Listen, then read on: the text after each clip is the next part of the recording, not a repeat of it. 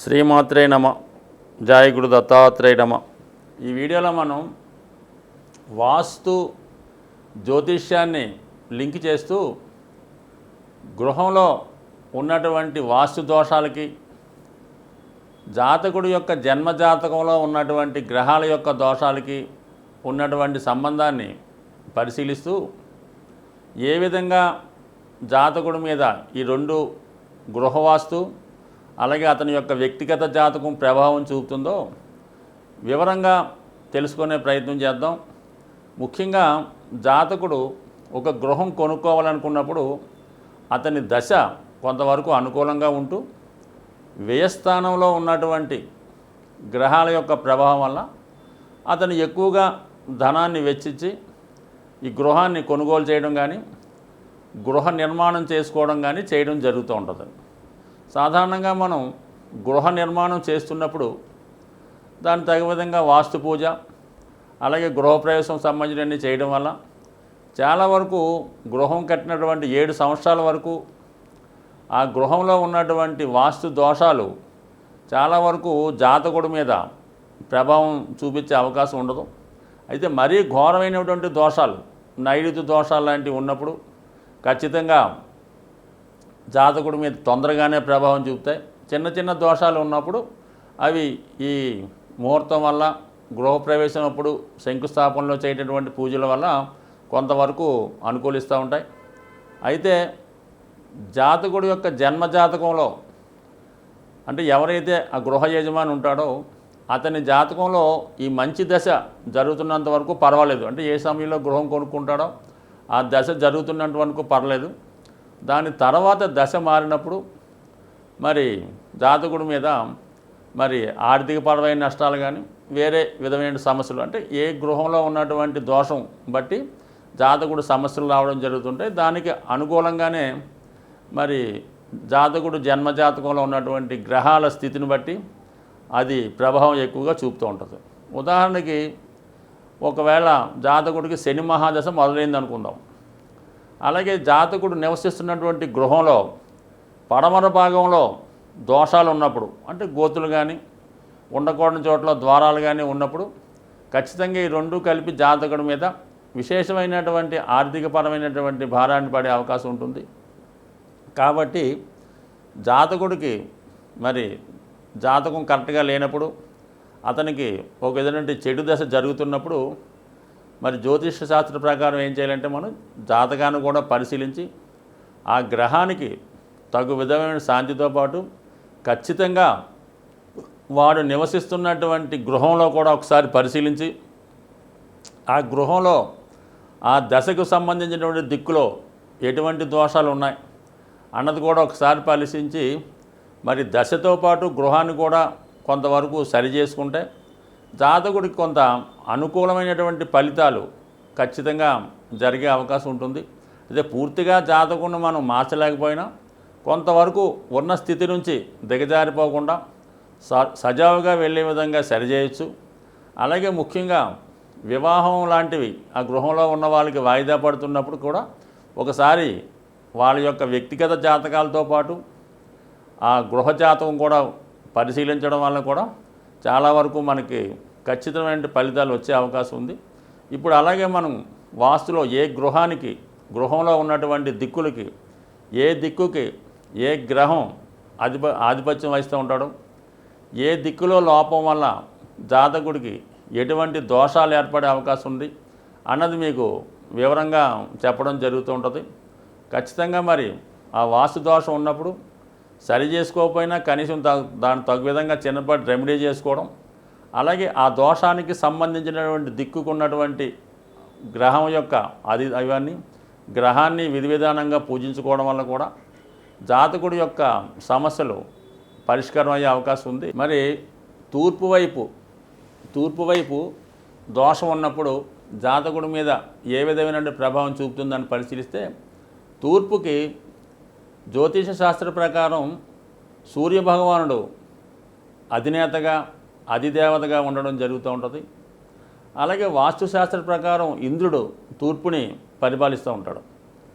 మనకి జ్యోతిష్ శాస్త్ర ప్రకారం రవి మహాదశ అనుకూలించినప్పుడు రవి జాతకంలో నీచ స్థితిలో కానీ శత్రుస్థానంలో కానీ ఉన్నప్పుడు మరి తూర్పు వైపు మనం నివసిస్తున్న ఇంట్లో ఎటువంటి దోషం ఉన్నా కూడా ఆ దోష ప్రభావం జాతకుడి మీద ఎక్కువగా చూపించి తూర్పు దోషం ఉన్నా అంటే ఏ విధమైన దోషాలు తూర్పులో ఏర్పడే అవకాశం ఉందంటే తూర్పు హద్దు చేసి మనం గృహం నిర్మించిన తూర్పు వైపు అంటే తూర్పు ఈశాన్య వైపు ద్వారం కానీ తూర్పు వైపు కిటికీ కానీ ఉండడం వల్ల అంటే ఉండడం వల్ల కాదు లేకపోవడం వల్ల ఈ విధంగా ఉండే అవకాశం ఉంది. తూర్పు వైపు ఎత్తైన కట్టడాలు ఇలాంటి చిన్న చిన్న దోషాలు తూర్పు వైపు ఉండడం జరుగుతుంది. ఏ గృహంలో అయినా సరే కొంతవరకు తూర్పు వైపు ఉన్నటువంటి అది వెలుతురు అనుకుందాం, గాలి అనుకుందాం, తూర్పు వెంటిలేటర్ అన్నా ఉండాలి, కనీసం కిటికీలో అన్నా ఉండాలి, కనీసం తూర్పు ఈశాన్య వైపు ద్వారం లాంటిది ఉన్నప్పుడు మరి ఆ గృహంలో తూర్పు వైపు ఉన్నటువంటి దోషాలు సాల్వ్ అయ్యే అవకాశం ఉంటుంది. ఒకవేళ తూర్పు మనకి ముఖ్యంగా తూర్పు లోపం ఉంటే ఇంట్లో ముఖ్యంగా యజమానికి ఎక్కువగా అనారోగ్య సమస్యలు లాంటివి వచ్చే అవకాశం ఉంటుంది. ముఖ్యంగా నేమ్ అండ్ ఫేమ్ అంటే యజమానికి సరైనటువంటి పేరు లేకపోవడం, సరైనటువంటి సామర్థ్యం లేకపోవడం, ఎక్కడికి వెళ్ళినా కూడా సక్సెస్ రాకపోవడం జరుగుతూ ఉంటుంది. సో అలాగే ముఖ్యంగా ఆ గృహంలో ఉన్నటువంటి విద్యార్థులకి ఉద్యోగాలు కరెక్ట్గా రాకపోవడం, వచ్చినా కూడా సరిగ్గా నిర్వహించలేకపోవడం జరుగుతూ ఉంటుంది. అంటే సాధారణంగా తూర్పు యజమాని మీద ప్రభావం చూపుతూ ఉంటాయి. ఈ తూర్పు ఈశాన్యం అన్నది ఆ కుటుంబంలో ఉన్నటువంటి ప్రథమ సంతానం మీద ఆధారపడి ఉంటుంది. అంటే ప్రథమ సంతానం యొక్క అభివృద్ధి అంతా కూడా ఈశాన్య భాగం బట్టి ఆధారపడి ఉంటుంది. మరి తూర్పు ఈశాన్యంలో ఎటువంటి మూతలు ఉన్నా, సెప్టిక్ ట్యాంకులు లాంటివి ఉన్నా, బాగా చెత్తా చెదారం పేరుకుపోయి కొద్ది మూసినట్టు ఉన్నా కంపల్సరిగా ఆ గృహంలో ఉన్నటువంటి ప్రథమ సంతానం అభివృద్ధి చెందలేకపోతుంటాడు. మరి ఈశాన్య భాగానికి గురువు అధిపతి అవుతుంటాడు. నవగ్రహాల్లో గురువుతో పాటు కేతువు కూడా ఈశాన్య భాగానికి ఆధిపత్యం వహిస్తుంటాడు. అంటే మనకి 8 దిక్కులు ఉంటాయి, మరి నవగ్రహాలు 9 ఉంటాయి. అయితే ఈశాన్య భాగానికి 2 అధిపతులుగా ఉంటారు. ఒకళ్ళు గురువు, ఒకళ్ళు కేతువు. అందుకనే మొత్తం గృహానికి లేదంటే మొత్తం మన స్థలానికి ఈశాన్య భాగం కొద్దిగా పెంచాలనే అభిప్రాయం కూడా శాస్త్రకారులు నిర్వహించడానికి కారణం ఏంటంటే మరి 2 గ్రహాలు అక్కడ ఉంటాయి. కేతువు మోక్షకారకుడు, దైవకారకుడు కాబట్టి అక్కడ దైవ పూజలు, ఆధ్యాత్మిక చింతన చేయడం వల్ల కేతువు అనుగ్రహంతో ఆ గృహంలో ఉన్న వాళ్ళకి మంచి దైవశక్తి కలుగుతూ ఉంటుంది. అలాగే మరి గురువు నవగ్రహాల్లోకెల్లా గురువు అత్యంత శుభగ్రహం. మరి ఆ గురువు ధనకారకుడు, సంతానకారకుడు, జ్ఞానకారకుడు. సో ఇవన్నీ మీకు గురువు వల్లే వస్తుంటాయి. అందుకని ఈశాన్య భాగం ఏమాత్రం మనకు పాడైనా మరి అక్కడ ఉన్నటువంటి ఏదైనా ఒక లెట్రిన్లు కానీ బాత్రూమ్లు కానీ ఇలాంటివి ఉన్నప్పుడు అక్కడ రాహు యాక్టివేట్ అయ్యి గురుచండాల యోగం లాంటి యోగం ఏర్పడడం వల్ల ఆ గృహంలో ఉన్న వాళ్ళకి చెడు అలవాట్లు, వ్యసనాలు, పెద్దల్ని విమర్శించడం, కుటుంబంలో పెద్దల్ని గౌరవించకపోవడం జరుగుతుంటుంది. అంటే ఎక్కువగా ప్రథమ సంతానం మీద ప్రభావం చూపుతుంటుంది. కాబట్టి మరి వాళ్ళు ఏదో విధంగా కొన్ని సందర్భాల్లో కుటుంబానికి దూరంగా వెళ్ళి అక్కడ స్థిరపడుతుంటారు. అంటే ఆ విధంగా బయటికి వెళ్ళినప్పుడు స్థిరపడుతూ ఉంటారు. అదే గృహంలో నివసిస్తూ ఉంటూ ఈశాన్య భాగం దెబ్బతిన్నప్పుడు వాళ్ళు ఏ విధంగా కూడా పెద్దగా సక్సెస్ కాలేకపోవడం, ముఖ్యంగా తండ్రి గారితో విరోధాలు, విభేదాలు ఏర్పడడం, తండ్రి గారి మాట వినకపోవడం, పరస్పరం ఇద్దరు ఒకే అభిప్రాయం లేకపోవడం, ఇవన్నీ కూడా ఆ ఇంట్లో కనబడుతుంటాయి. కాబట్టి ఖచ్చితంగా తూర్పు వైపు ఉన్నటువంటి ఈశాన్యం ఖచ్చితంగా అనుకూలంగా ఉండాలి. అలాగే అక్కడ ఏ విధమైనటువంటి డస్ట్ కానీ గోతులు కానీ అలాంటివి ఏమీ లేకుండా చాలా శుభ్రంగా ఉండవలసి ఉంటుంది. అంటే గోతులు అంటే కొంతవరకు అది అన్ని సందర్భాల్లో కాదు. సెప్టిక్ ట్యాంక్ లాంటి గోతులు, కొద్దిగా ఏదన్నా బాగా డస్ట్ వేసే గోతులు లాంటివి ఉండకూడదు. మామూలుగా అయితే వాటర్ ట్యాంక్ లాంటిది అయితే ఇంచుమించుగా మీకు ఉత్తర ఈశాన్యంలో వాటర్ ట్యాంక్ లాంటిది పెట్టుకోవచ్చు. అదే సెప్టిక్ ట్యాంక్ లాంటిది మళ్ళీ అక్కడ పెట్టుకోకూడదు. దీనికి కూడా కొద్దిగా డీవియేషన్ ఉంటుంది. అందువల్ల ఏంటంటే తూర్పు ఈశాన్యం ప్రభావం ఖచ్చితంగా ఆ కుటుంబంలో పెద్ద సంతానం మీద, అలాగే కుటుంబం మొత్తం ఈ ఆర్థిక స్థితి మీద ఆధారపడి ఉంటుంది కాబట్టి తూర్పు కన్నా తూర్పు ఈశాన్యం చాలా బెటర్గా ఉండవలసి ఉంటుంది. అంటే తూర్పుకి ఒకవైపు ఈశాన్యం, ఇంకొక వైపు తూర్పు ఆగ్నేయం. 100కి 100 అందరికీ తెలిసిన విషయమే. తూర్పు ఆగ్నేయంలో వంటగది ఉండడం జరుగుతూ ఉంటుంది. మరి ఆ వంటగది చేస్తున్నటువంటి స్త్రీలకి ఆరోగ్యకరంగా ఉండాలి.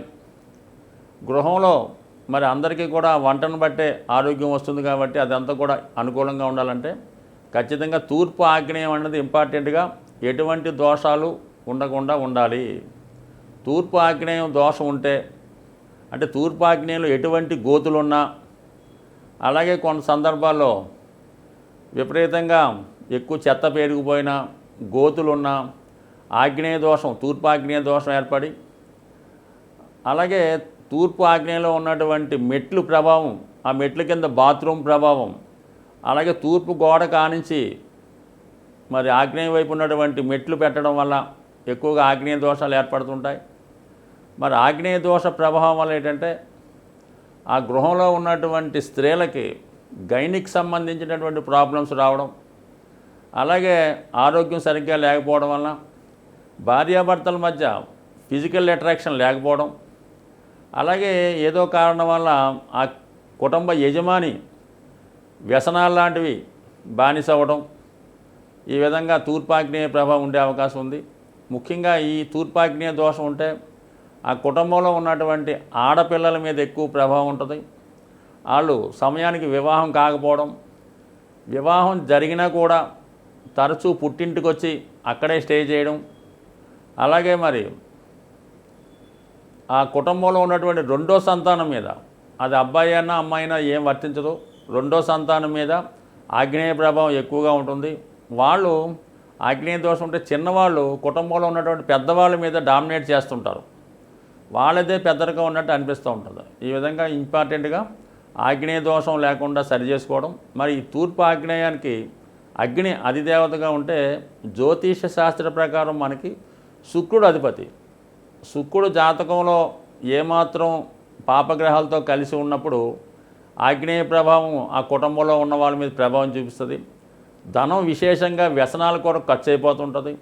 విపరీతమైనటువంటి ఆడంబరాలు, హైఫై జీవితాన్ని కోరుకుంటూ ఉంటారు. నెమ్మదిగా మరి ఫైనాన్షియల్ డెఫిసిట్ వచ్చి ఆ కుటుంబంలో ఇబ్బందులు లాంటివి రావడం జరిగే అవకాశం ఉంది. కాబట్టి మరి జన్మజాతకంలో శుక్రదోషం ఉన్నప్పుడు, శుక్రుని యొక్క దశ అంతర్దశలు జరుగుతున్నప్పుడు ఖచ్చితంగా ఆగ్నేయ భాగాన్ని సరి చేసుకుంటే, ఆగ్నేయంలో వెంటిలేటర్ ఉండడం అంటే అక్కడ ఉన్నటువంటి దోషాలు, గోతులు అవ్వచ్చు, మెట్లు అవ్వచ్చు, ఇలాంటివన్నీ సరి చేసుకొని ఆగ్నేయ భాగంలో ఒక కొద్దిపాటి రెమెడీ అంటే మనకు అక్కడ ఆగ్నేయంలో తరచు ఒక ఎరుపు రంగు బల్బు వెలిగిలాగా నిరంతరం ఉంచుకోవడం కానీ, లేదంటే నిరంతరం మనకు ఒక రెడ్ లైట్ దాంట్లో కానీ అక్కడ వెలిగించుకోవడం వల్ల ఆగ్నేయ దోషం సరయ్యే అవకాశం ఉంది.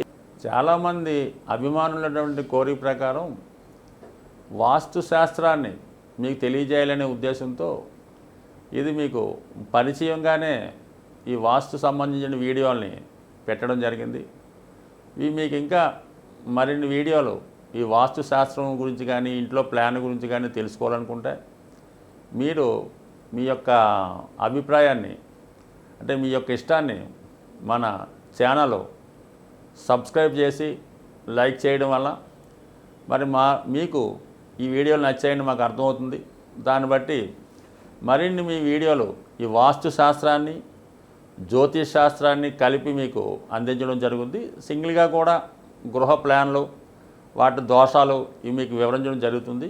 మీకు ఏమైనా ఈ వాస్తుపరమైనటువంటి సందేహాలు ఉన్నప్పుడు మీరు మా వాట్సాప్ నెంబర్కి మీ యొక్క సందేహాన్ని తెలియపరిస్తే అది వీడియో రూపంలో మీకు చెప్పడం జరుగుతుంది.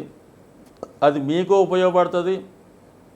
ఇటువంటి దోషాలు ఉన్నటువంటి మిగతా వాళ్ళకి కూడా ఉపయోగపడే అవకాశం ఉంటుంది. కాబట్టి మీరు ఈ అవకాశాన్ని మీరు ఉపయోగించండి, మమ్మల్ని ప్రోత్సహించండి. స్వస్తి.